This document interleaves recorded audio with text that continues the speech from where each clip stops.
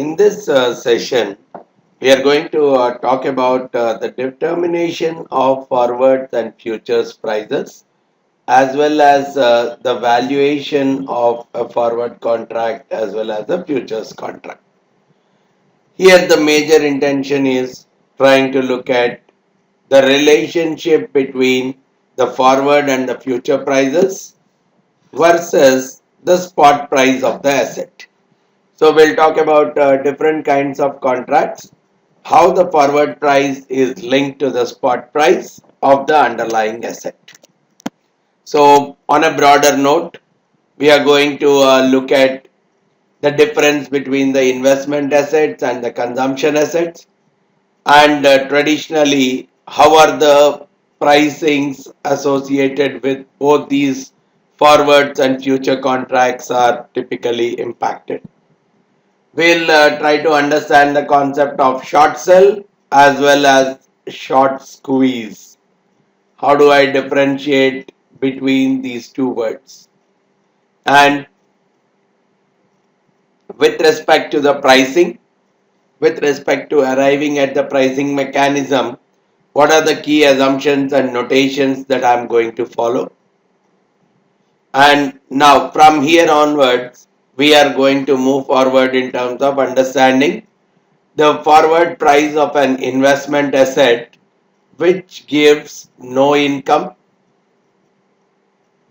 or which gives a known amount of income and which gives a known yield, known percentage of income. So how do I find out the forward prices for all these? Then once I have found out the forward price, how do I value the forward contracts as they approach the maturity period? And then we are going to talk about the key differences that exist between the forward prices and future prices. Are they really equal? If they are not, under what circumstances there are differences existing between these two contracts? Then we talk about the stock indices and the future contracts and the future prices on the stock index. How are they computed? Then we move on into the currencies aspect. Again, what is the way the forward and the future prices are computed on the currencies? Then we are looking a little bit on the commodities as such.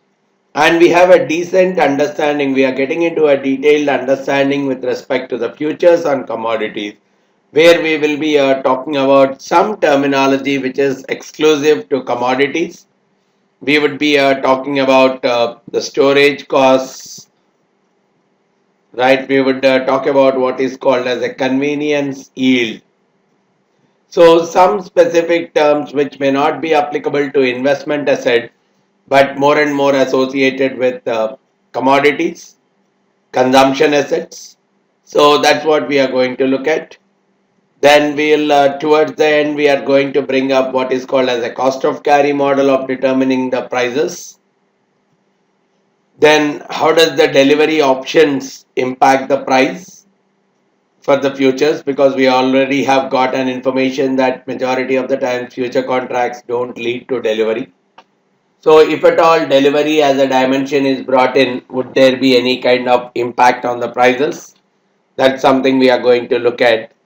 And finally, we are going to have a quick discussion on the relationship between the future prices and the expected spot prices in the future. How are they linked? Are they always equal? In case they are not equal, under what circumstances they are not? So these are the various topics that we are going to cover in this session. Okay, so just to get started, the first thing, the forward contracts are easier to analyze than the futures. The reason being, there is only one settlement in case of forward contracts, only the maturity date. Whereas in the futures, we know they are mark to market on a daily basis. So which means there is a settlement on a daily basis. So that's one of the prime reasons evaluation or analysis of the future contracts is slightly more difficult compared to that of the forward. So we really need to understand the relationship between the forward price and the spot price. So once I understand that relationship, the pricing of any forward contract is much easier. Now, before we really get into the understanding of the pricing aspects, we really need to differentiate between an investment asset and a consumption asset. So, whenever we bring in investment asset, very clearly mentioned that the asset is used for investment purposes, at least by some traders. It's not by everyone. Probably an item like gold, right? To a good number of to a good number of persons, it's an investment. Whereas gold is also used as a raw material for producing something. In that case, it's a consumption asset, right? It is used for consumption purpose. But whenever I have to define something as investment asset, it is held for investment at least by some people, right? If it is not held for investment by anyone, it is never used for any kind of investment, then we classify it as a consumption asset. So that's one important difference. So examples being stocks, bonds, gold, silver, they all form as a part of the investment asset. Whereas copper, crude oil, corn, very rare. I don't think anyone will buy them for investment purpose. They are all used for consumption, either the domestic consumption or it could be for industrial consumption. Whatever is the model, it is used purely from a consumption perspective, not an investment. Then we classify it as a consumption asset. Whenever we are talking about investment assets, we can use arbitrage arguments. The no arbitrage price. That is what is the word which we will be using. No arbitrage price. And this kind of an arbitrage argument is traditionally used to determine the forward and the future prices from its spot. Whereas that kind of a mechanism cannot be applicable in case of consumption assets. We have a slightly different way of finding out the forward and the future prices. The arbitrage mechanism does not work for pricing the forwards and the futures of consumption assets. That's one difference we need to be aware of. Then, another important terminology in this context comes with short selling. In short, even it is called as a shorting process. Any short selling is I'm trying to sell an asset which is not owned. So basically I'm borrowing the asset typically from my broker, who in turn might borrow from someone else, but I'm borrowing and I'm trying to sell it, at a later point buy it back and return to the broker, in a very simpler sense if I have to talk about it. And a few interesting aspects there. This shorting is possible only for some kind of investment assets but need not be for every. Now just as a process, let's say I want to do a short sell of the shares of a stock. Now I'm an investor who is instructing my broker to short 500 shares of some company. Now immediately the broker will borrow the shares from someone who is already having them, who owns them. And the broker, by doing that borrowing on my behalf, he has sold them in the market in the normal way.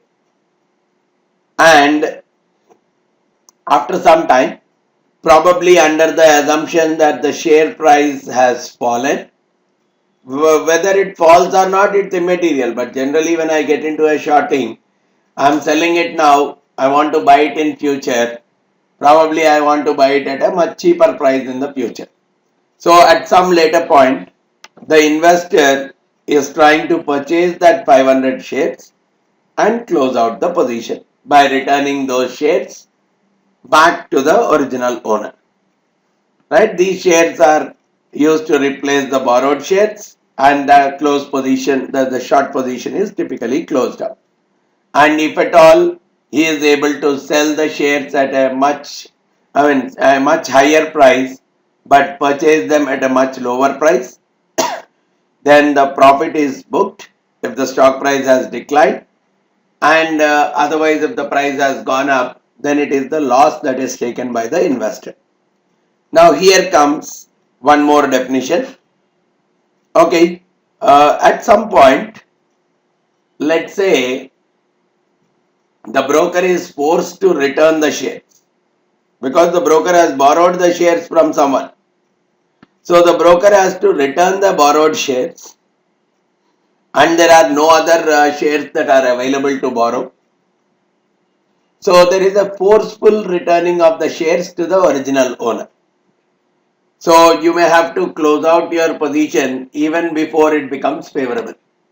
You may end up closing it in a very unfavorable kind of a situation as well.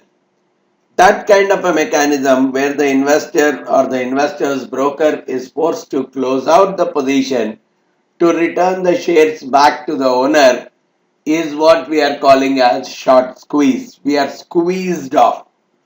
Our short position is literally squeezed. I don't have the flexibility to buy the security at a later date and return it. I am forced to buy it immediately. So that's one situation that might be possible in this. And along with that, in many cases, the broker may not charge anything for lending the shares because he would be getting the brokerage benefit. But in some cases, depending on the kind of the share that is being lent, in some cases, a fee also might be charged by the broker for lending the shares to the party who wants to do the shorting. So this is the typical process that is involved as a part of short selling. Now, during this, some interesting points to remember. Any dividend, see I have, okay, now he is the original owner of the shares. This owner of the shares has lent the shares to the broker. The broker has typically given you the share. Let's say I call you as the investor. Investor has actually shorted them. Now, this is only a lending. So, which means still this person is the original owner. So, any kind of an income that comes on that particular share, either in the form of dividend, whatever is the income that comes on that share, that will belong to this owner only. So, if at all the company has declared any such kind of dividend or anything, it would be transferred to the original owner itself.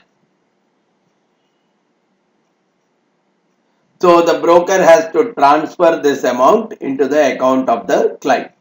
So this is one thing that has to happen for the shorted securities because they are only taken on loan. And for this purpose, the investor has to maintain a margin account with the broker. Many a cases it's the cash that needs to be deposited as a margin, and in some cases even the treasury securities, marketable securities, especially the treasury bills, short term liquid securities like treasury bill, can also be posted as a margin in lieu of cash. And in general, if the cash is posted, traditionally there is some amount of interest that is paid on it. If the interest is not satisfactory, then the investor can think of even depositing the treasury bills as a part of the collateral or the margin. Okay, what is the intention of getting into a margin? The broker wants to make sure that investor will not default from the short position if the share price increases, because if the share price increases, it's a loss to the investor because he has sold at some X, he has shorted the shares at some X. Now if the share price becomes X plus Y, he has to purchase the share at X plus Y. So it will be resulting into a loss position for him. So he may not be interested at all. So in that case, he may very well default on buying and returning the shares. Now, to avoid this kind of thing happening, the broker the broker asks for a margin account from the investor to make sure that the the investor does not run away, does not default in case the share price is going up. And before the start of any short selling process, the initial margin is required. So it would be decided by the broker. But as and when there is some kind of adverse movement, the price is going up and up. Instead of falling, the share price started going up and up. It is going adverse movement to that of the investor. In that case, the broker can ask for even more additional margin. Even that is very much possible. And in case the additional margin is not provided by the investor, the position can be closed out by the broker. And now whatever the proceeds that come to the sale, see, typically the investor has received the shares from the broker, borrowed, he has shorted them.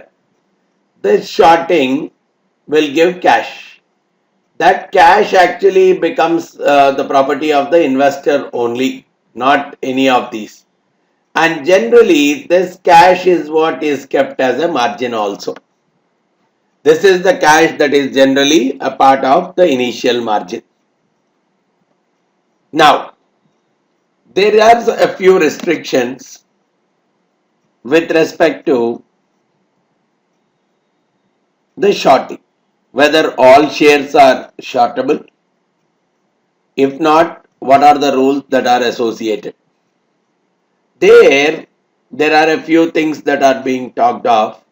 There is an uptick rule, which simply says when the most recent movement in the share price is an increase, only when the share price is actually going up, only then you can do the shorting. It's not that when it is falling, you should not do the shorting, because the more and more it is falling, shorting is going to make the price fall even more further.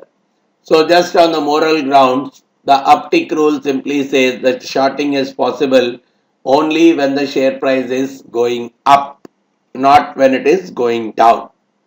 Then we also have a much more sophisticated and more newer kind of a rule, which is alternative uptick.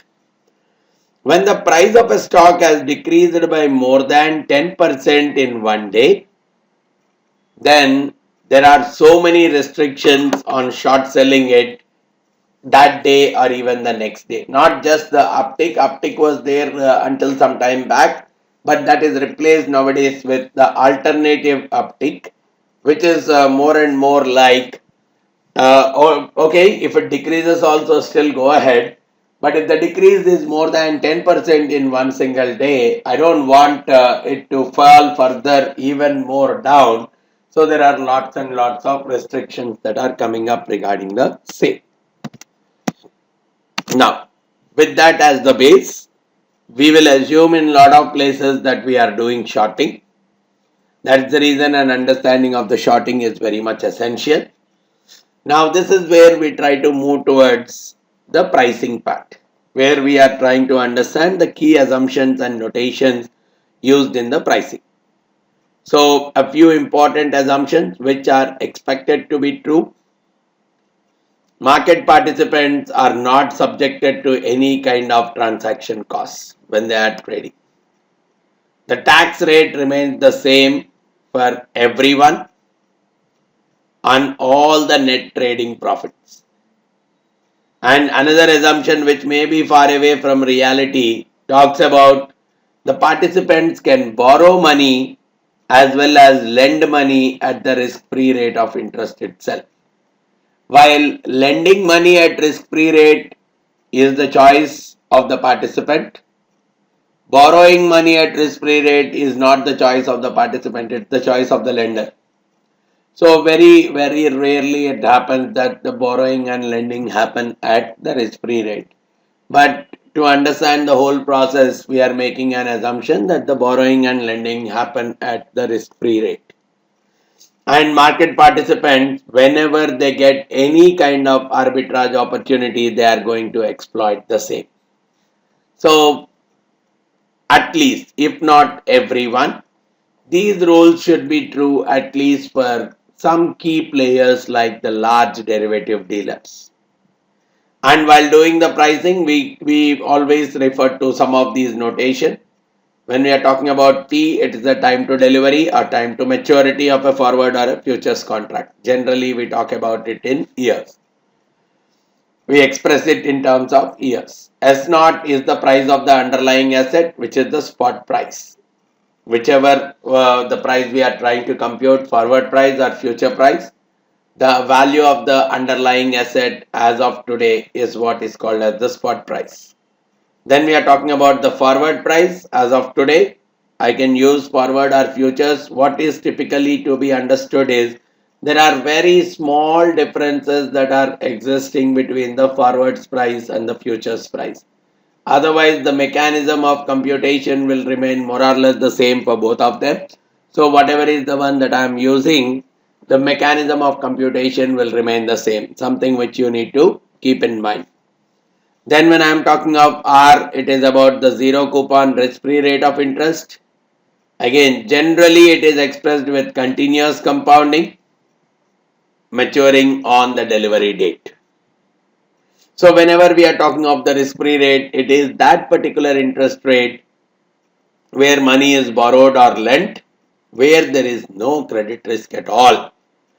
Until some time back, LIBOR was traditionally used as a substitute for risk-free rate, right? But post the crisis, post the 2007, 8, 9 crisis, there are a couple of instances where LIBOR is not that suitable proxy for risk-free rate. So there are a couple of other mechanisms that are being looked at as a proxies for risk-free rate. We have something called OIS, overnight index swap, as a mechanism, as one of the proxies that is available for the risk-free rate. Then now we are moving on to computation of the forward price or the futures price. So we'll talk about three different kinds of assets. One, that particular asset which does not pay any kind of income during the expiry period, during the maturity period, right? During the forward period, there is no kind of income that is being paid. Typically like non-dividend paying stocks, so it does not pay any kind of a cash flow to the investor.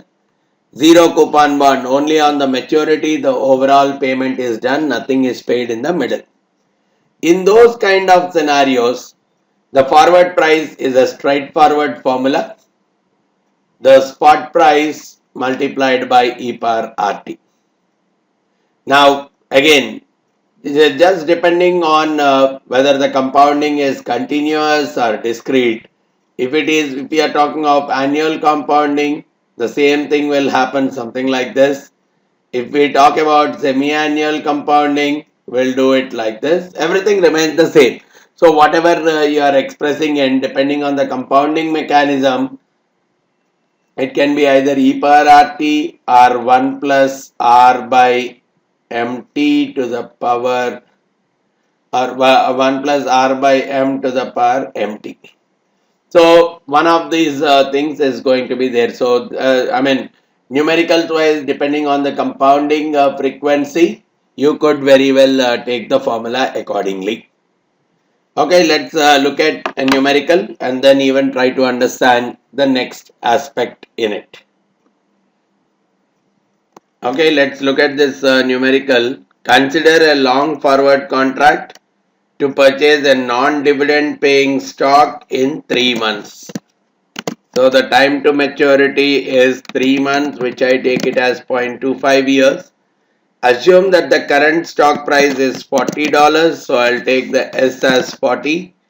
3-month risk-free rate of interest is 5% per annum. So R, if I am looking at it from an annual perspective, it is 5% per annum. Consider the consequences if the forward price is 43 as well as 39. Fair enough. So for that, first I have to find out what is the no arbitrage forward price first of all. And we know it's a non-dividend paying stock. So the no arbitrage forward price comes out as S naught into e to the power of RT. So S naught multiplied by e to the power of RT. This number comes out to around 40.5. So here we'll say the no arbitrage forward price is around 40.5. So this should be the forward price if neither the long position nor the short position wants to exploit this. Right? Let's assume that in the market the forward price is available for 43. Now look at, which means the actual forward price is greater than the should be kind of a forward price. Now immediately, because this is higher, the strategy that will go is short. Sell a forward. Go short in the forward market. Go long in the spot market. That's the first strategy. Now, okay, so we are shorting in the forward market for 3 months for $43. Now I have to go long in the spot. But if I have to go long in the spot, I may not have the money. So what I will do, so in the spot it is available for 40. So I will borrow 40 at 5% for 3 months. Because the assumption is I can borrow at risk-free rate of interest. So I will borrow 40 at 5% for 3 months. Which means at the end of the 3 months, I will have to pay to the bank 40.5. Correct? So with that 40 which I have borrowed, I am buying one asset, buying 1 unit, and I have sold a forward contract, which means I will sell the asset at 43 after 3 months. Now after 3 months, yes, I am selling that security. I am getting $43 cash, but I have to pay only 40.5 to the bank. So which means I am having a profit of 2.5. So directly, if at all the forward price is 43, it looks irrespective of whatever may be the situation, I'll lock in a profit of $2.5. Similarly, so this is what is called as an arbitrage opportunity. Look at forward price being 39. So obviously forward price is less than the should be kind of a forward price. The market price is less than what is the no arbitrage price. So obviously this I'll go long, whichever is cheaper I'll go long on it, whichever is expensive I go short on it. Fine. So I am going long on the forward contract. So enter into a forward contract to buy the asset for 39. So today I am shorting 1 unit of the asset. So obviously I'll get 40 bucks today. And this 40 that I have got, I'll invest it for 3 months at 5% because the borrowing and lending, both of them will happen at the risk-free rate itself. So I'll invest it at 5%. So which will give me 40.5 after 3 months. Now after 3 months, I'm getting 40.5 out of my investment. Whereas I'll buy that asset at 39. Close the position, which means I am still left with $1.5 as the profit. So what we are trying to say is, in case the market price of the forward is much different from the no arbitrage price, the person can enter into an arbitrage trade accordingly and he can exploit the profit quite comfortably. That is what these two pricing scenarios are telling us. So simply speaking, just quick summary. If the forward price is greater than the no arbitrage forward price. They can buy the asset, so this will be shorting, this would be long. They'll buy the asset, they short the forward. If this is the case, so because this is cheaper, they'll go long on the forward, they'll go short on the spot market. A long forward and a spot purchase. Okay, now let's look at a slightly different scenario. I'm going long on a forward along with a spot purchase. Both are talking about ownership itself. If I purchase the asset today itself, or I have taken a long position in the forward contract, which means I'll purchase the asset, let's say after T period. Now what we are saying is at the time T, both of them talk about the ownership of this asset itself.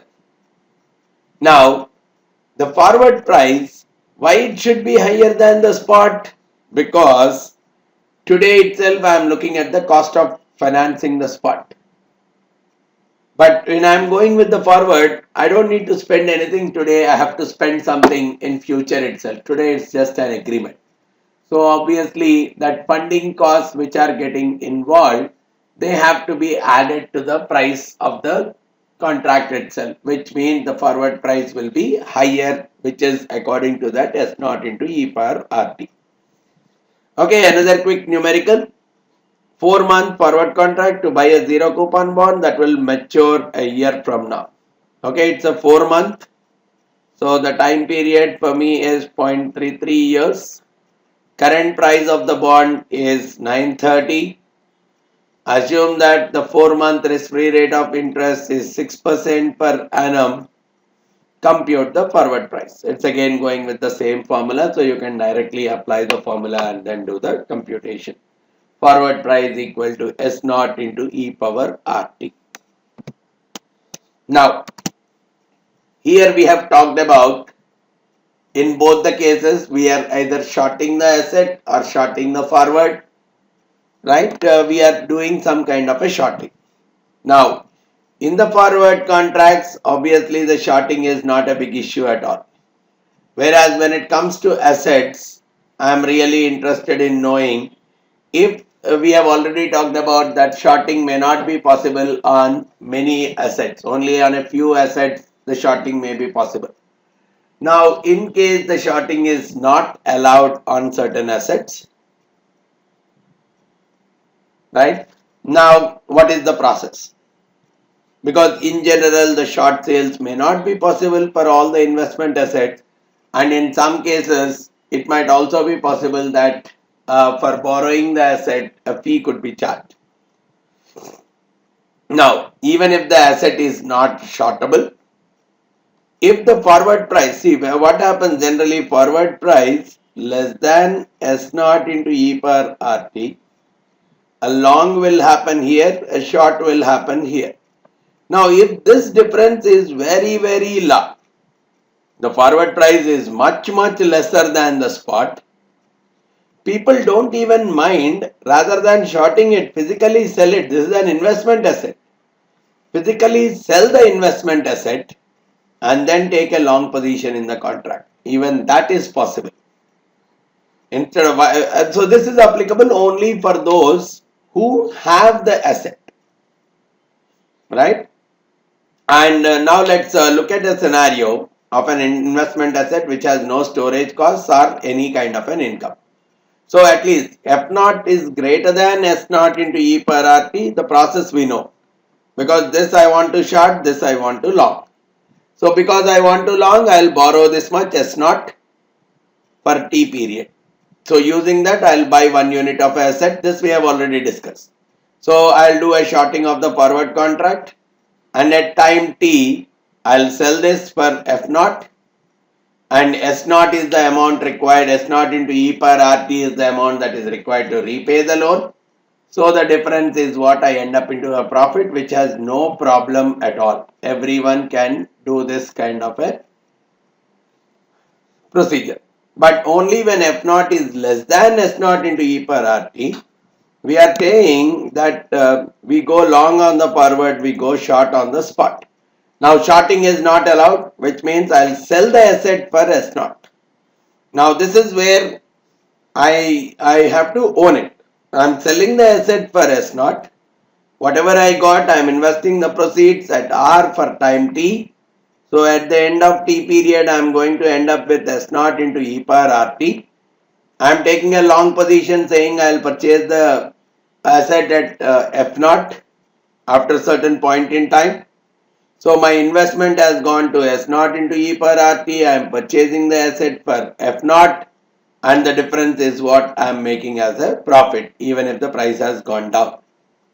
So even in case if the short sales are not there also, it is very much possible to execute both the deals.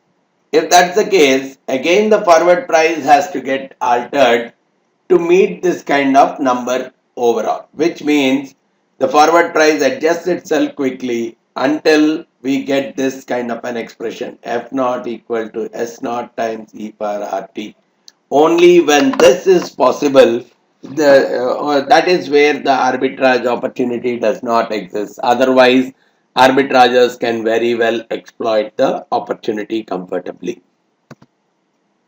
Now, moving on to the next, under the assumption that the investment asset gives some amount of known income, fixed known income, especially the stocks that are paying the dividend and the bonds that are paying coupons, they come into this kind of a category. Now, look at this kind of a scenario. Consider a long position. Okay, let's take an example that makes there we can differentiate a long position in a 9-month forward contract. So the time period is 0.75 years to purchase a coupon bearing bond. Current price is 900. Okay, coupon payments of 40 is expected after 4 months. Coupon 40, 4 months. 4 months is around 0.33 years. Or let me take it as 4 by 12, which is 0.3333 years. Okay. 9-month risk-free interest rates. Okay, 4-month and 9-month risk-free interest rates are respectively 3% and 4% per annum. So the risk-free rate for 4 months is around 3% per annum, and the risk-free rate for 9 months is around 4% per annum. Okay, so I really want to know what is the no arbitrage forward price in this kind of a case. So here the point is very simple, especially if I have such kind of fixed amount. So here the fixed amount is I am going to get 40 after 4 months. It's a fixed, but the contract is for 9 months. So during the contract period, somewhere in the middle, there is a fixed income that is coming to the investor. Now, the way to address it is, we'll do it in 2 steps. First, we'll find out what is called as I. I is nothing but the present value of all the future incomes. Right? I'll take it as the present value of all the future incomes. So it is nothing but I have 40 as the only income, and this is after 4 months. So I'll take it as 40 by e to the power of RT. So 40 by e to the power of R. For 4 months, the R is only 3% times T, which is this. So the present value of all these future incomes that are going to come is 39.6. And based on this, I'll compute what is called as an adjusted spot price, which comes out as the spot price minus the present value of all the future incomes that are going to come.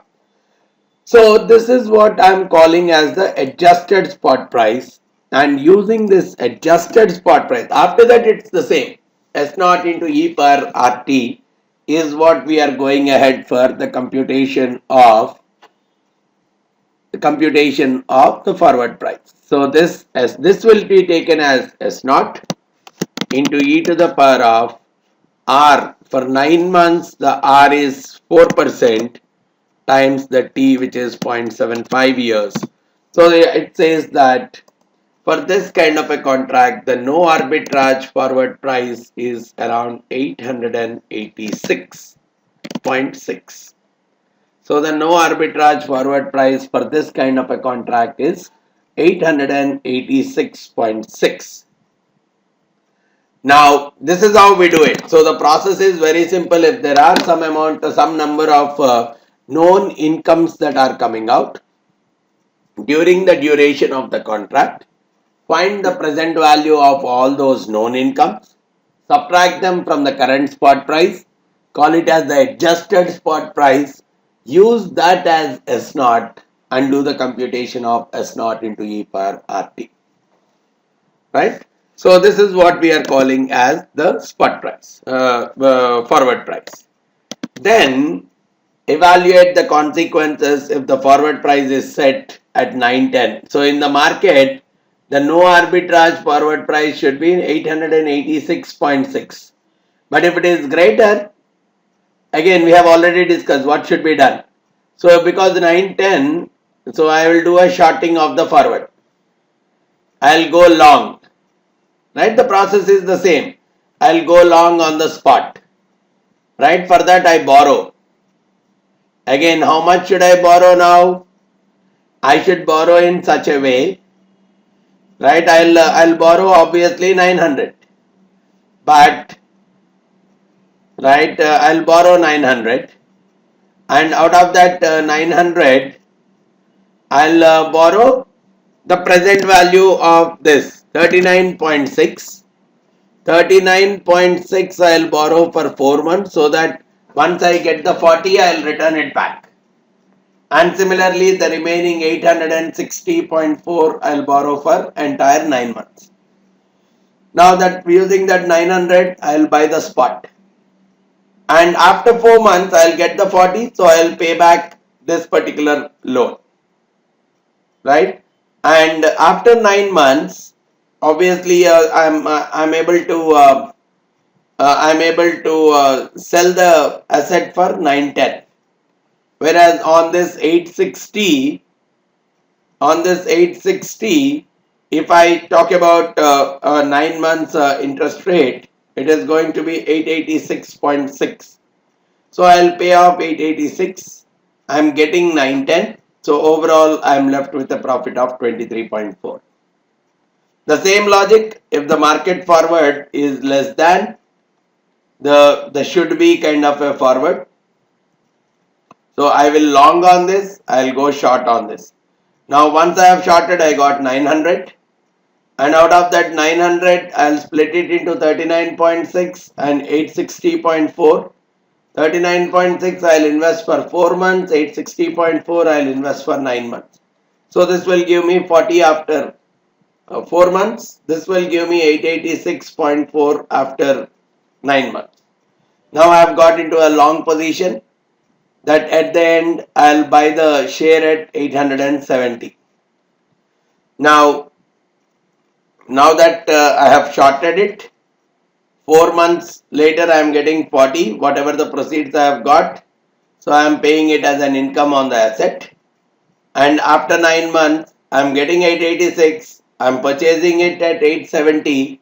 Overall making a profit of 16.6. So again we are saying the forward price should be equal to the no arbitrage price itself. Anything greater than or less than that S naught minus I times E per RT, there is a good possibility that an advantage arbitrage opportunity would be exploited. Okay, we have already talked a lot of things of this. If F naught is greater than this, obviously this would be shorted, this would be longed. So lock in the profit by buying the asset and shorting a forward contract. And in case the short sales are not possible, at least the investors who have the ownership of the asset, they sell it and try to buy it back at a later point.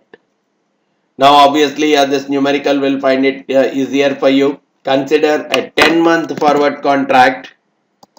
Okay, I am talking about a 10-month forward contract, so which is like 10 by 12. stock price is 50. Okay, the current spot price is 50.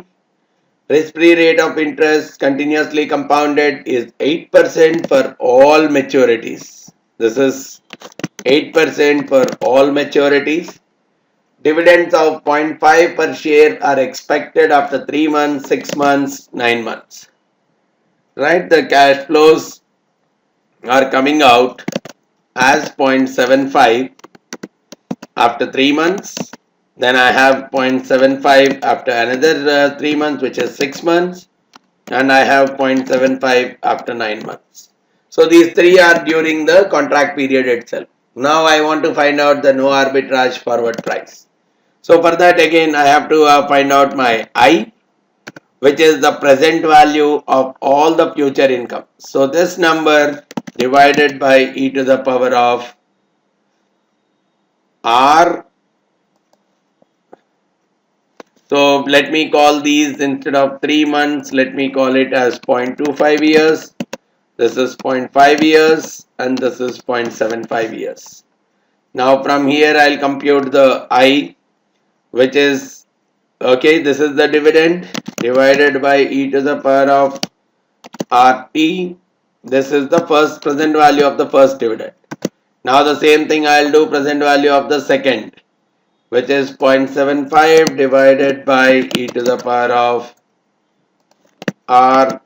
This is the present value of the second dividend. Then I am looking at the third dividend, 0.75 divided by e to the power of RT. So these are the three dividends. I am finding the present value of the three dividends to be this much.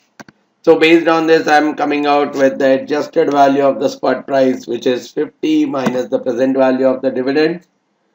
And I am using that information to find out the forward price, S naught into e to the power of R T is this much.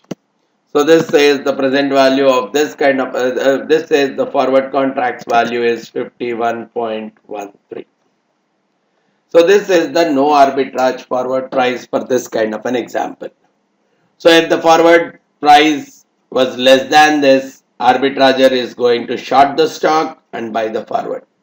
And if the forward price is greater than this, the arbitrager is going to short the forward contract and buy the stock in the spot market. I hope now this fundamental is clear, right? Now, if I move on to the next one, talking about the forward price of an investment asset, instead of having a known income, let's say I have a known yield. Whenever income is expressed in terms of the percentage of asset's price, so 2% of the price of the asset. So we are not talking about in terms of dollar amount, we are talking more in terms of the percentage of the price of the asset. So then we are calling it as a known yield. And normally we measure the yields with a continuous compounding mechanism. So if I am assuming that Q is an average yield on a continuous compounded basis, then the forward price comes out as S naught into e to the power of R minus Q into T. Look at this, consider a 6 month, so it's like this is the only difference that comes out. We are taking it S naught into e to the power of R minus Q into T. Consider a 6 month forward contract on an asset. Okay, 6 month forward contract. So the time for me is 0.5 years. Expected to provide income equal to 2% of the asset price. Okay, once during a 6 month period. Okay, so this 2% is for 6 months. Now I have to take this Q as a continuous compounding. Right, so the risk-free rate of interest with continuous compounding is 10%. Now this is where some small conversion is required. The asset price is 25. Okay, now this is not Q. Q should be on a continuous compounded basis. So this 2% is for 6 months. Probably this 4% is for annual. Now I have to convert this into a continuously compounded kind of a rate. Right? So it is more like this. In a continuous compounding, we call it as e to the power of Rc times t. This should be equal to, if I have to equate between two frequencies, then it is like e to the power of R semi-annual by 2 to the power of 2t. Now this is where we'll try to bring the relationship. Right, this already we have got it as 1.02 to the power 2, and this we are calling as e to the power of Rc. So from here I should be able to find the value of Rc, which comes out as 2 log 1.02. So that would be the value of Q that I have to take. So I'll take this as 2 times log 1.02. So it's around 0.396. This is what I'll take as Q. And now the formula is very much ready for me. Forward price is S naught into e to the power of, right, R minus Q times T. This is one thing where I have to be comfortable with Q. So the forward price is 25.76. It may not be possible that Q, whatever I am getting, is an annualized or continuously compounded kind of a rate. I may be getting the percentage for a certain time period. I may have to convert it into an annualized, into a continuously compounded kind of a rate, which I need to use as a substitute for Q. Now, these are the three major kinds of price computations which we have looked at. Finding out for an investment asset which does not give any kind of an income, investment asset which provides a known income, investment asset which provides a known yield. Right? Now with these three things, so these are the numbers which are on the day of entering into the contract. When we are saying on the day of entering into the contract, there is no advantage that is provided either to a buyer or a seller. It's a no arbitrage price. So there is literally no advantage to the buyer or the seller. That is what we say. The value of the forward contract on the day it is entered is zero, both to the long position or short. Neither the long is at an advantage nor the short is at an advantage, because the pricing is happening as a part of the no arbitrage principle itself. But from tomorrow onwards, depending on how the spot price is changing, either the long would be at an advantage or short would be an advantage. That is what we are calling as the value of the contract. It could be having either a positive value or the negative value. And this kind of a value finding is very important for all the banks and financial institutions. They have to report this value on a daily basis. They have to measure it on a mark-to-market basis every day. So, at least for those kind of assets which don't provide any kind of income, at any point in time, if I want to find out the value of the long forward, either I use this kind of a formula, the new forward, or probably this becomes more and more easier in terms of finding the value of that contract.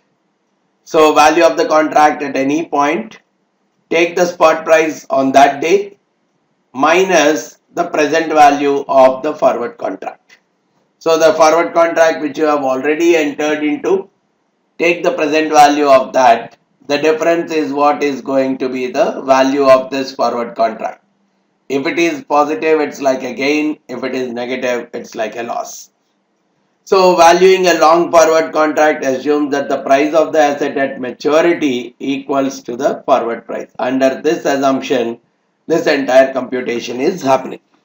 Now let's look at this numerical. It can simplify. A long forward contract on a non-dividend paying stock was entered into some time ago. Currently it has 6 months to maturity. right? There are 6 months to maturity still for this contract. The risk-free rate of interest is 10%, continuous compounding. Stock price is 25 today. Okay. Delivery price was 24. So forward contract was entered at 24 at that point. Now if I have to find the value of this contract to the long, I am taking it as the spot price minus the present value of the forward at which it has entered, 24 by e to the power of RT.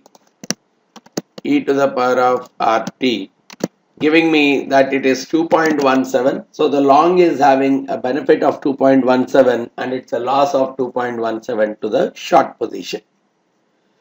And similarly, whenever we are talking of investment asset with a known income, do an adjustment of the spot price. That's it. Depending on whatever are the cash flows that are yet to be received, find the present value of the cash flows at that point in time, subtract them from the spot price, arrive at the adjusted spot price minus KE per minus RT. The same logic, if we are going ahead with valuing of a long forward contract on an investment asset with a known yield, again spot price, the new spot price, then adjust it with e to the power of minus QT, because this Q is a kind of a continuous dividend that is going to come on it. So adjust it with that. So this will become the adjusted spot price minus KE per minus RT. So in all the cases, the formula still remains the same. Take the new spot price, adjust it with the present value of any cash flows or incomes that are coming in the middle. Use that adjusted spot price, subtract the present value of the agreed forward price to find the value of the contract at any point during the duration of the forward contract. Now we are quite comfortable in terms of finding the no arbitrage forward price and also the value of the forward contract, especially for these three kinds of forward. Investment asset giving no cash flows or no income, known income or known yield. Now, till this, is the story the same for forwards as well as future prices? Are there any kind of differences between the forward and future prices? Now for that there is an interesting piece of article which we need to understand some key points from it.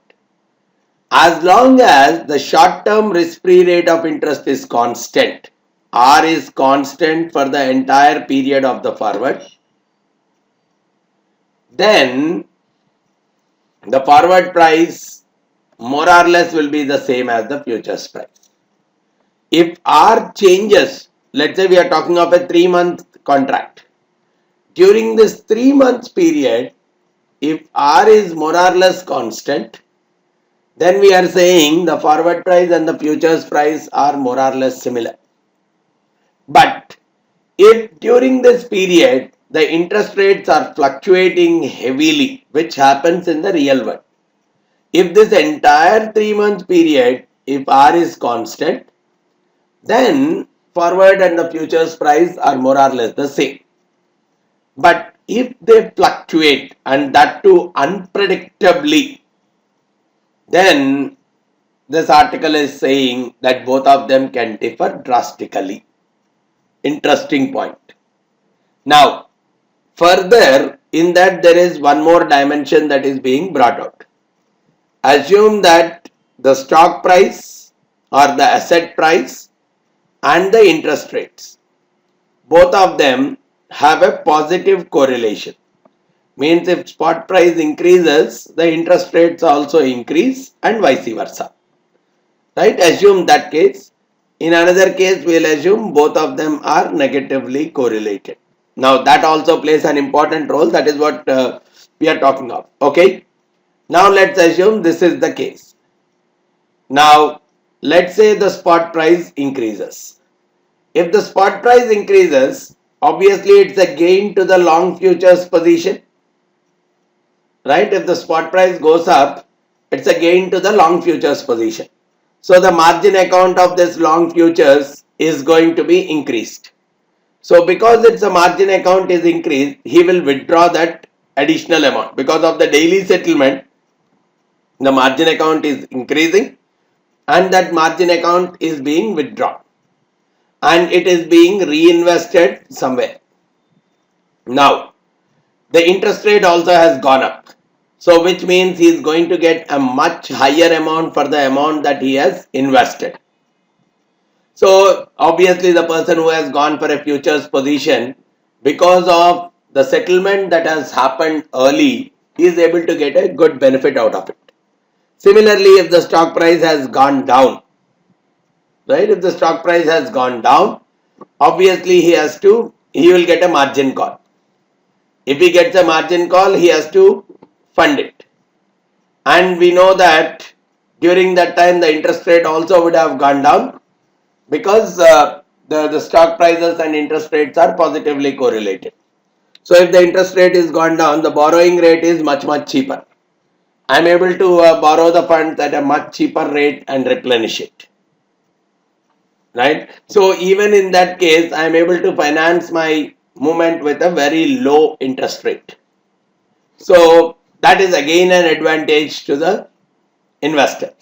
So what we are simply saying is, if these two are positively correlated, it is very much evident that the futures position, the investor who is holding a futures position is having a slight gain compared to the position, compared to the investor holding a forwards contract long position. For the simple reason, in the forward, the day-to-day fluctuations of the interest rates hardly make any kind of an impact.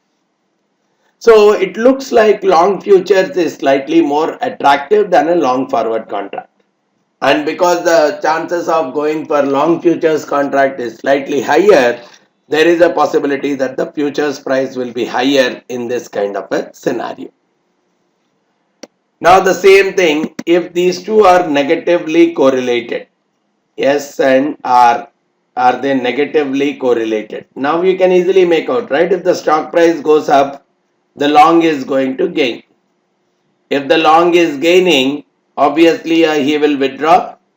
But at that time, if the stock price has gone up, the interest rates would have gone down.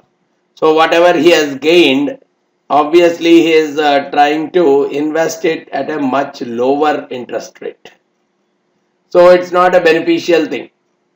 Whereas the same, if the stock price has gone down, he has to put in funds, but R would have gone up, so he would have borrowed at a higher rate to put in the funds. Even that is not favorable. So which means if S and R are more negatively correlated, it is very much understood that the investor would prefer the forward more, because forward is not affected by this.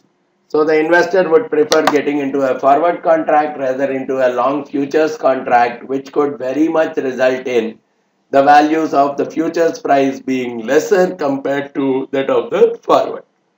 So that is one major dimension where we can look at the difference between the forwards and the future prices. And that too, if the contracts are pretty short term in nature, even these differences are very small that they can very well be ignored. In the real world, all these things make a difference. Taxes, transaction costs, margin requirements. In for futures, there is a lot of margin requirement but may not be required in case of forward. Transaction costs, exchange charges or transaction costs which may not exist in case of a forward. And at the same time, with a forward contract, there is a possibility of a default from a counterparty, but that may not be possible in future. So the risk is what is slightly higher in case of a forward. And even from a liquidity perspective, I see forward contracts are more and more illiquid compared to that of the futures. Now, these kind of differences really play a role in terms of the pricing. But if it is purely the interest rate, the example which we have seen earlier is going to address the same. But in spite of all these differences, on a quick note, to understand, we always make a reasonable assumption that these two prices are more or less the same. Then, If the next thing which we are getting into is computing the future prices of the stock indexes.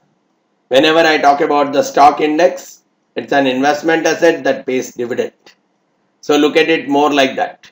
So even the formula for a forward, you see, it comes exactly on the similar note. S naught into e to the power of r minus q into t. Portfolio on the stock underlying the index and the dividends are the dividend that would be received by the holder. So we can directly look at it as a known yield. And the futures price increases at the rate of r minus q. So I can directly use the same formula. Consider a 3-month futures contract on an index. So solving the numerical, especially associated with the stock index futures, is straightforward. 3-month futures on an index. Suppose the stock underlying the index provide a dividend yield of 1% per annum. So I'll talk about this as 1% per annum. Current value of the index is 1300. Continuously compounded risk-free rate R is 5%. Now find the futures price. It's very straightforward. Again, S naught into e to the power of R minus Q into T. S naught into e to the power of R minus Q into T, which is what is working out to 1330. Okay, but here the dividend yield need not be constant across. In real practice, we see that the dividend yield of the portfolio varies week by week, especially during some periods where heavy dividends are declared. I could see that the dividend yield is much higher, whereas in some periods where none of the dividends are declared by any of the companies, the dividend yield could go much lower. So it should typically represent the average annualized dividend yield during the entire life of the contract. So the Q has to be chosen with much of a care and caution. Then we are talking about a concept called index arbitrage, which is more and more similar to what we have discussed as a part of if the forward price or the futures price is different from the no arbitrage price. So if F naught is greater than S naught into E per R minus Q into T, obviously I'll short the forward contract, I'll go long on this. Now going on long on this is as good as buying all the stocks underlying the index. Right? I can short the forward contract or a future contract, fine. But if I have to go long on the spot, it's as good as buying all the stocks that are underlying the index at the spot price. Now this is where the whole pain comes up. Right now, if the index is having hundreds of stocks, I can't buy all the stocks in those kind of proportions. Now this is where I'll try to look at small representative sample.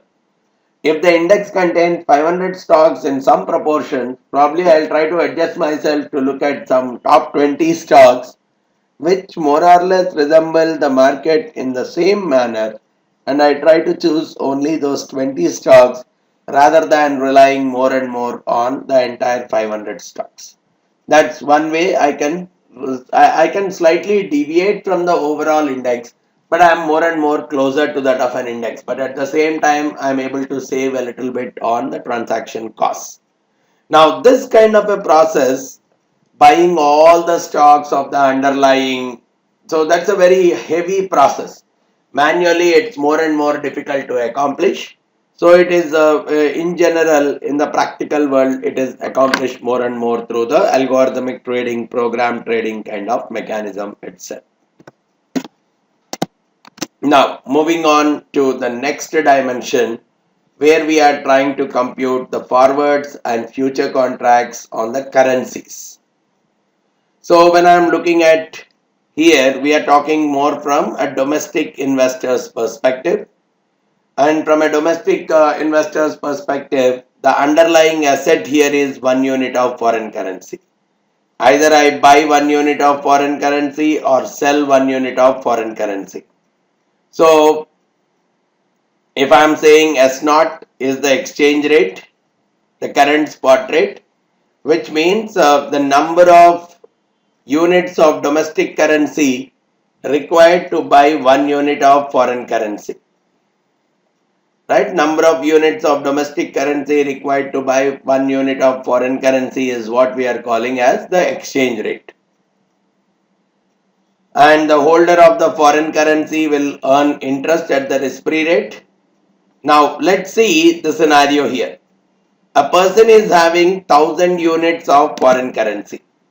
Okay, now this is what we really need to understand. Okay, a person is having 1,000 units of foreign currency today. There are two things he can do. Either he invested in the foreign, or he convert it into the domestic currency. Two things he can do. Okay, let's assume for time period T, he has invested in foreign. Let's say the foreign risk free rate is RF. Now he would have got 1000 e to the power of RF times T if he has invested it in foreign currency. Right, in the foreign market itself, if he has invested, after time period T, he would have got 1000 e to the power of RFT. However, this 1000 units, if he has converted them into domestic, because S0 is the spot price today, he would have converted that, he would have got 1000 S0 domestic currency immediately at time 0. This is at time T. Now at time T, let's say he is converting into domestic currency. So whatever, let's say that today's domestic currency exchange rate is S0 and in the future it is F0. So after T period, if he is converting it, this would be F0 value. So this much of domestic currency he would be having if he had first invested in the foreign currency and then converted it into domestic. But here he has converted it into domestic, and this amount which he had in domestic, he has invested it domestically. So he is getting e to the power of RT. Now logically these two should be the same. So 1000 e to the power of RFT times F0 should be equal to 1000 e to the power of RT. So I will take out 1000. So it is coming out that F0 into e to the power of RFT should be equal to S0 e to the power of RT. Now take it to the other side. It comes F0 equal to S0 into e to the power of R minus RF times T. Now this is what is a very important relationship for us, which is coming out as the forward contract on the forward value, the forward price, forward exchange rate is same as the spot exchange rate multiplied by e to the power of the difference in the domestic interest rate and the foreign interest rate. So this is a very interesting relation, and probably if you are looking at it even more closely, probably it's like RF. In case of RF, if I am putting it as a Q, it's like an income that is coming. It's like a dividend. So we had that known yield example where we have taken as S0 into e to the power of R minus Q into T. So this Q can be equated to RF, which means the investment that is done in a foreign currency is giving me a return or a benefit that is equivalent to RF, which is more and more like a dividend that I am getting on the investment itself. So again, they can be linked through this kind of a understanding. Okay, let's look at one numerical which can simplify. A 2-year interest rate in Australia and United States.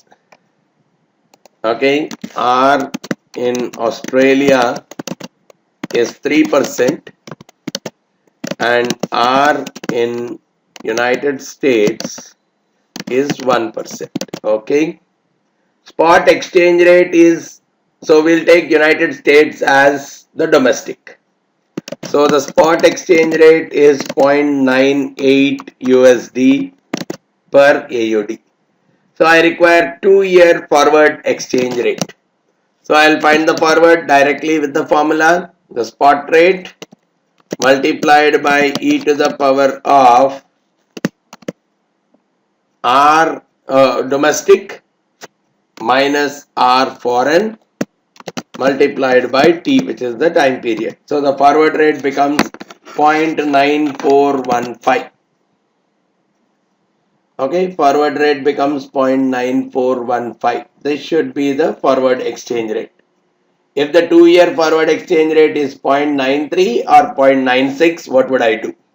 So in reality, if it is 0.93, which is less than 0.9415, so obviously I would like to buy.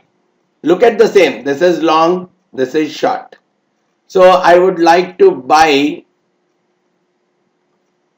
right? I'm taking a long position to buy AUD. Right? If it is much lower, I want to buy AUD because this is available for a much cheaper rate. Right? I should be able to buy AUD in the future at 0.93 and I will sell, right? I'll buy AUD in the future at 0.93. So what will I do for that? As a US investor, okay, let me borrow.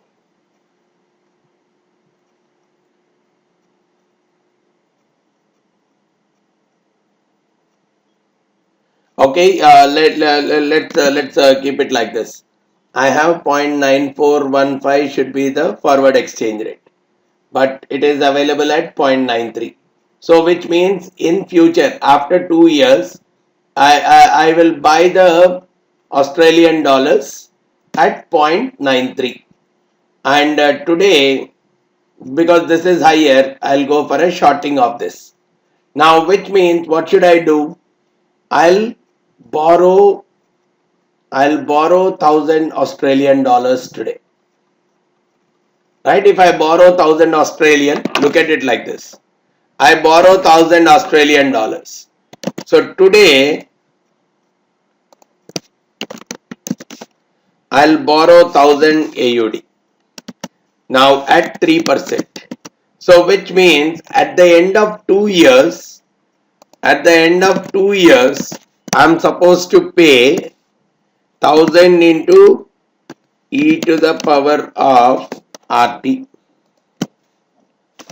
Right? So today I am borrowing 1000 Australian dollars at 3%. So which means at the end of 2 years I am supposed to pay 1061 Australian dollars. So today I will convert them because I am selling. So Australian dollars, I'm converting the Australian dollars to US dollars. So these many Australian dollars are going to give me 980 US dollars. So I have converted them. So I'm shorting in the spot market. So shorting in the spot market is like I have converted them at the spot. So I have borrowed the Australian, I have sold the Australian dollars, right? I have borrowed the Australian dollars, sold them, and I have got the US dollars. This US dollars, I will be investing it at 1% for 2 years. So which would give me at the end of 2 years, I am going to get this much on my US investment. Right? I got this much on the US investment. So I will buy Australian dollars now. So I will buy the Australian dollars at the end of 2 years for this much money. Right? I'll buy the Australian dollars either for this entire money or let's say I want for this much. See, I have to pay this much of. I have to pay this much of Australian dollars. So if I have to buy these many Australian dollars, how much US dollars would it cost me? This times 0.93 US dollars is what is going to cost me at that time. So it's going to cost me 987.5 US dollars. But from this investment, I got 999.79 US dollars. which means I'm going to make a profit of around 12.28 US dollars in the process. If the forward exchange rate is 0.93. But suppose if the forward exchange rate is 0.96, which is greater than 0.9415. So obviously I have to short this, I have to long on this.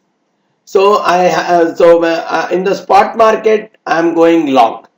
So which means I have to buy AUD in the spot market, right? I have to buy AUD in the spot market. So obviously I will borrow 1000 USD today, right? Borrow 1000 USD. So I'll convert it into AUD today.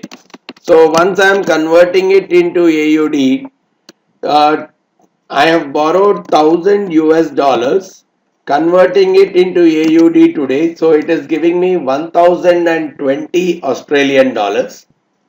This 1020 Australian dollars I am investing in Australia. So I'm going to get e to the power of 3% times 2. So at the end of 2 years, I'm going to get these many Australian dollars. And at the end of 2 years, I'm going to convert the number of Australian dollars into US dollars. At that point, the exchange rate is 0.96. So I'm going to get 1040 US dollars. But at the same time, because I have borrowed 1000 US dollars now, I have to pay back to the bank 1000 into e to the power of 1% times 2 at the end of 2 years. So I have to pay $1020 to the bank, which means I'm still left with a profit of around 19.96 US dollars.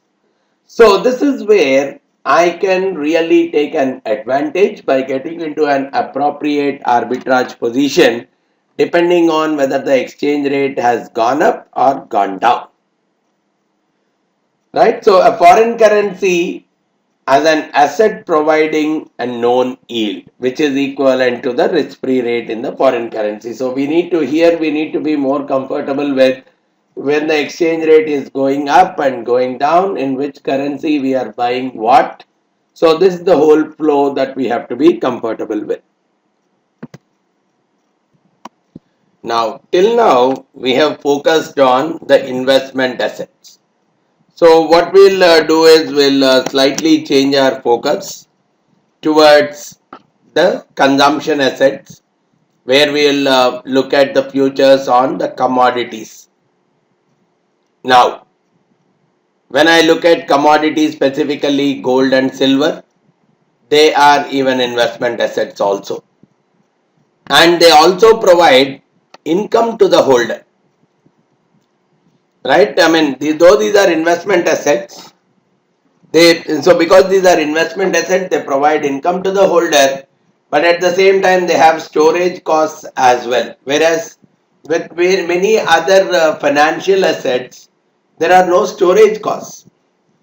See, gold owners, what is the income we are talking of? Gold owners, especially the central banks, they charge what is called as a gold lease rate when they lend the gold. So if there are no storage costs and income, it's just like any other investment asset. But storage costs will treat it as a negative investment income.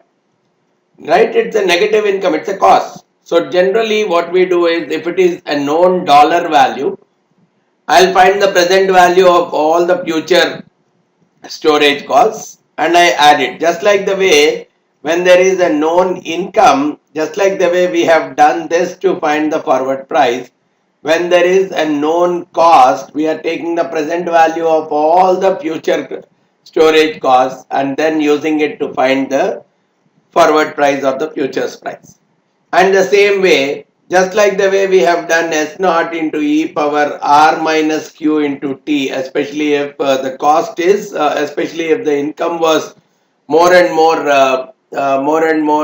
yield based, as a proportion of the cost of the asset, proportion of the value of the asset.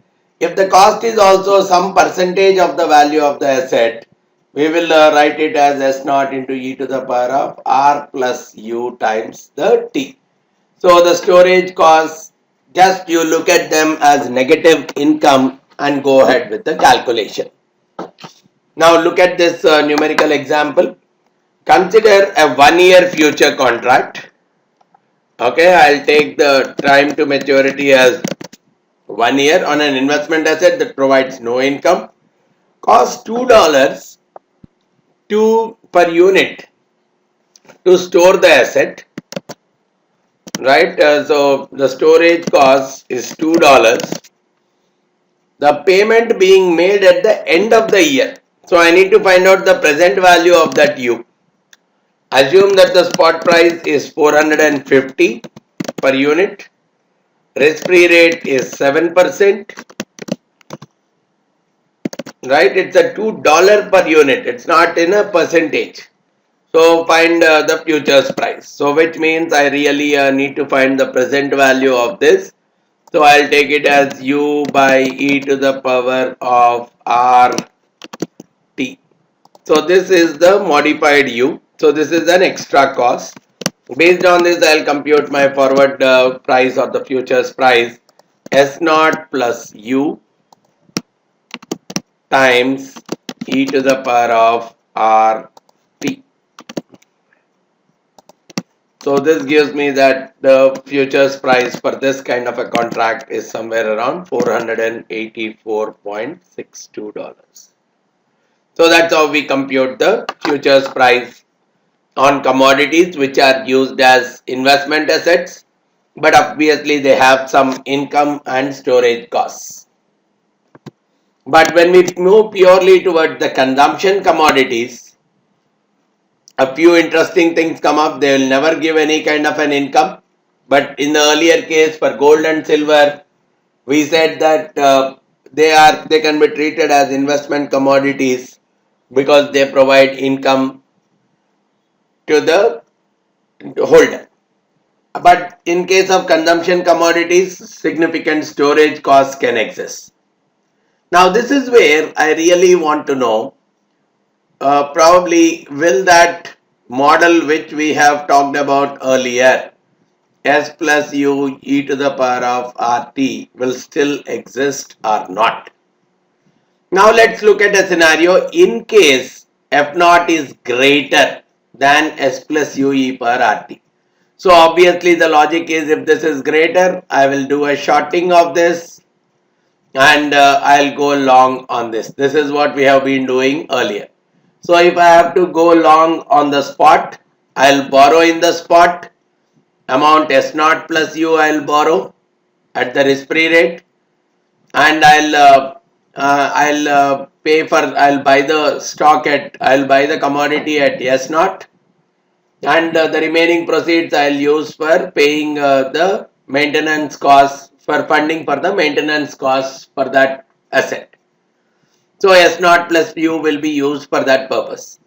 Then immediately I am shorting a futures contract for selling it at F naught. So obviously on the maturity date, right, after T period, because I have borrowed S plus U, I have to pay S plus U e per RT. And on that day, I will be getting F naught. Right, because I am selling the asset at F naught. The difference between the two is what is my profit. It is very much easier to implement this strategy for any commodity, which means everyone will implement it. So there is a possibility that the F naught price will keep coming down because everyone will sell it. Because everyone will buy this, the spot price is going to go up. So tendency that will happen that the spot price will keep going up, the forward price or the futures price is going to go down. So this kind of an opportunity would be present only for a limited period of time. Just like any other investment asset, even this is handled at this place. But look at the other side. F naught is less than S naught plus U times e power RT. So logic wise, I have to go long on this, I have to go short on this. So if shorting is not possible, I should be able to sell it. Now this is not an investment asset, this is a consumption asset. I don't want to sell it, or I can't, I'm having this asset not for selling purpose, for consuming purpose. Right? They want to use it in some way. So there is always a possibility that the selling of this is very much not possible at all. So the companies don't look at selling this consumption commodity and buying this. So this arbitrage opportunity can lie for a longer period of time, which means this is where the consumption commodity is becoming different. This kind of a strategy will not work in consumption commodities, which means this arbitrage opportunity will keep existing itself. This would not be exploited. So, which is why we talk about in case of consumption assets, we say that the forward or the futures price is less than or equal to S naught plus U times E per RT, but it can't be greater than that. So this is one interesting relationship that we need to find. Now, by how much extent this is lesser, right? This is lesser is agreed. Now, by how much extent it is lesser is what is explained by the concept called convenience yield.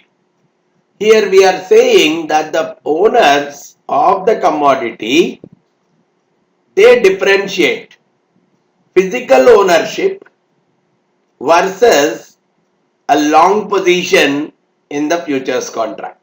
They find it clear difference. Hold now versus hold a long position. This is what will differ. This may not be a different strategy in investment asset, but these two are two different strategies in consumption asset. Because if I hold now, obviously I can use it in production.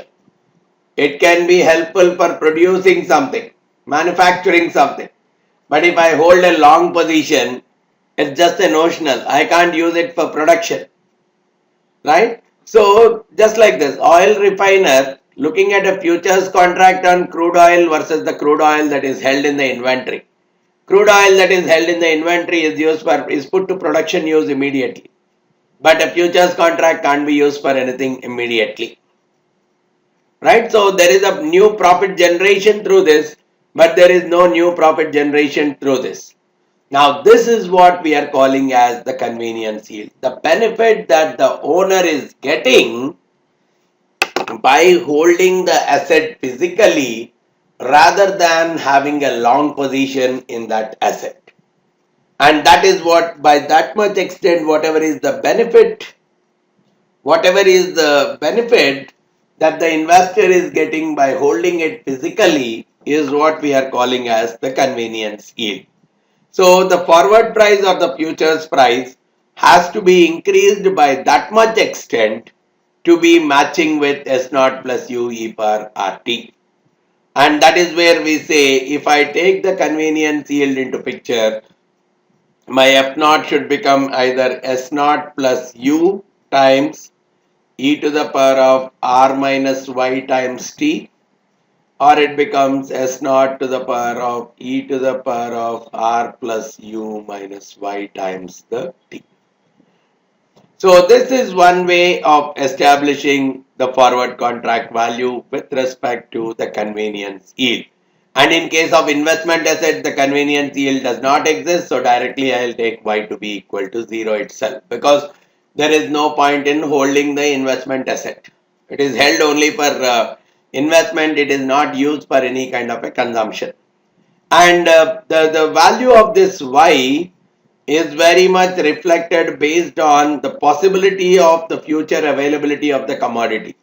If in the future I expect the shortage of that commodity, I want to hold more and more of it today itself.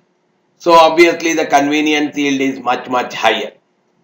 If I assume that the shortage is going to be much higher in future, I don't mind holding more quantities of it today. So the inventory is more and more today.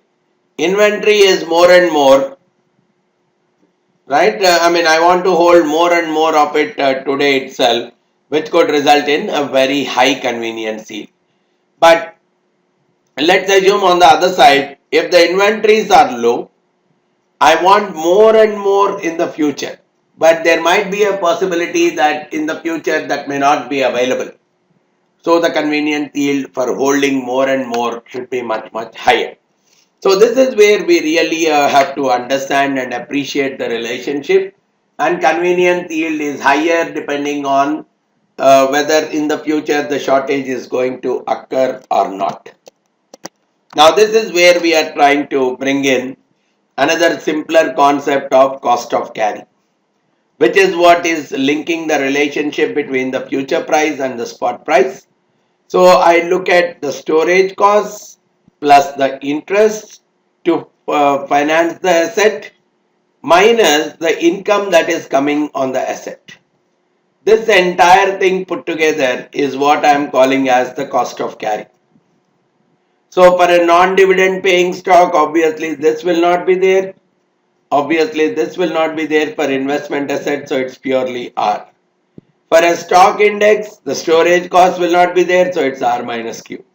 For commodity, we are looking at, yes, there is a storage cost, there is a cost of financing it, and it may provide an income at the rate of Q. But not a consumption commodity, investment commodity. So I'll take it as R plus U minus Q. So in this, by if I'm typically using the typical pricing model, we talk about the forward is nothing but S naught into e to the power of cost of carry minus y times t. Right, the forward price is more to the extent of S naught into e to the power of cost of carry minus y times t. Now, if y is more than cost of carry, I find that the futures price will be going down with time. If y is less than if y is less than the cost of carry, obviously the futures price will go up with time. As the time to maturity is increasing, the futures price will increase if y is less than c, otherwise it will decrease if y is greater than c. Now that is what is bringing one more story. If y is less than c, which means the convenience yield is much lower. The incentive to hold the asset is much lower. Whereas if y is very much high, it means that the incentive to hold the asset is much higher.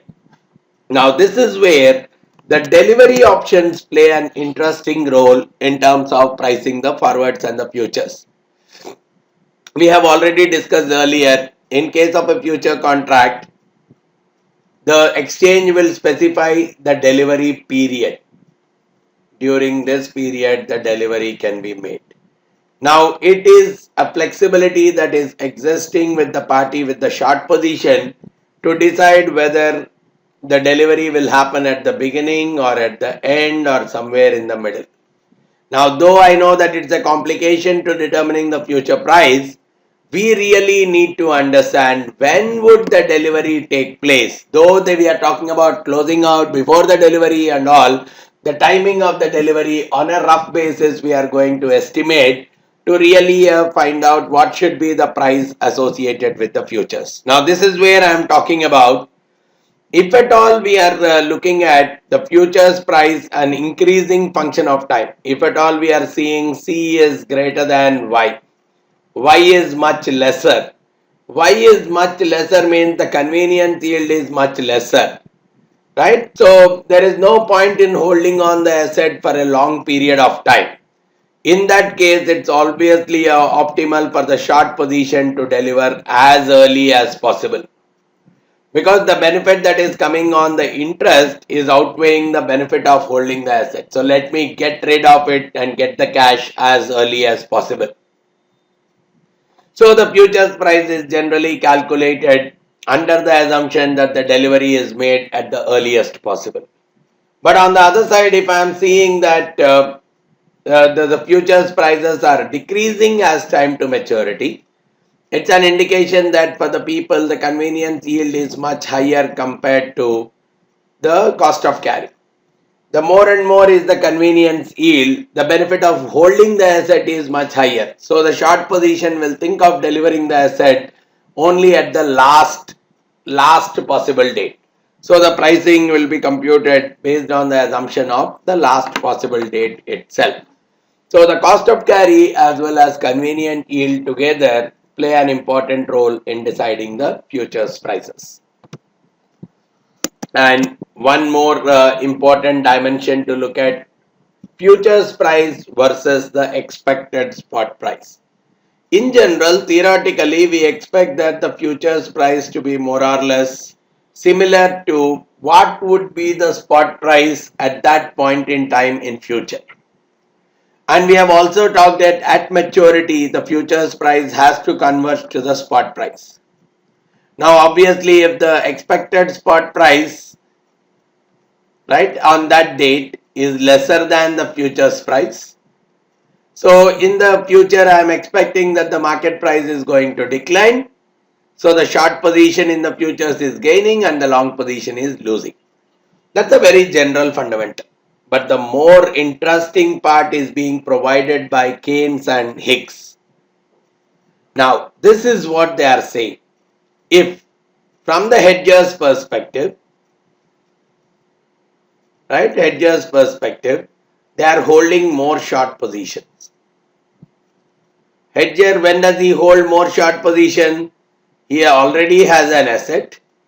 He is expecting that he is expecting that the value of the asset is going to fall in future, and that's where he is trying to protect himself from the fall in the value of his portfolio by getting into a short position in the asset. So he is taking a short position, and generally the speculator is holding a long position. So more hedgers are taking short positions, speculators are taking long positions. We will expect that the future price will be below the expected spot price itself, because in the future I expect the prices to be going down, down, down. Because the speculator is taking a risk. The hedger has tried that the future the price will go low, and that's where he is trying to protect himself. Right? Now, so if the price is going low, it's going to be a loss to the speculator. If the price really goes low, it's going to be a loss to the speculator. Now, why will a speculator enter into it? Now, that is where we are talking about speculator will definitely require a compensation. He is doing a betting. So, he requires a compensation for the risk that he is bearing. So, which means on an average, he should be able to make more money. Hedger on an average should lose, because at the same time, he is able to protect himself from the futures contract in case the unexpected is going to happen. Similarly, if the hedger is holding the long positions and speculators are holding the short positions, we expect that the futures price is going to be more above the expected spot price itself, which means they both may not be equal. In some cases, the expected, because at the end I have to look at it from the perspective of the speculator who wants to be really compensated for the risk that he is taking. Right? Now that is what we are talking about, and at the same time, the risk and return in general in the economy.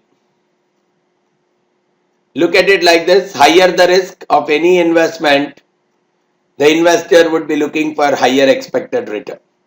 Now in this risk, I am looking at splitting it into non-systematic and systematic. We know that the non-systematic risk is a diversifiable kind of a risk, which is more investment specific.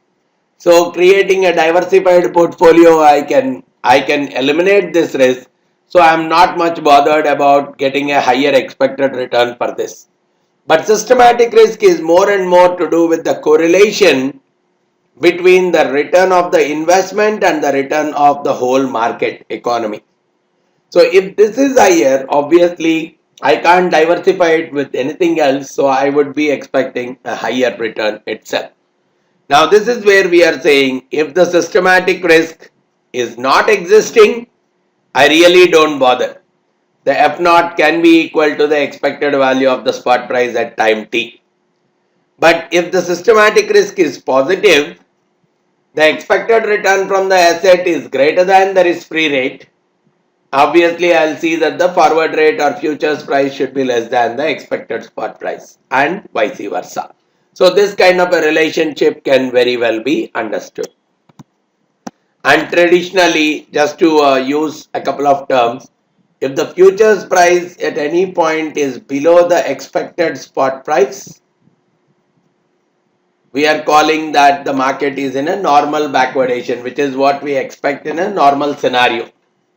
When will the futures price be less than the expected spot price? As we have already pointed out, that more hedgers are holding short positions and speculators are holding long positions. That's the scenario of a normal backwardation.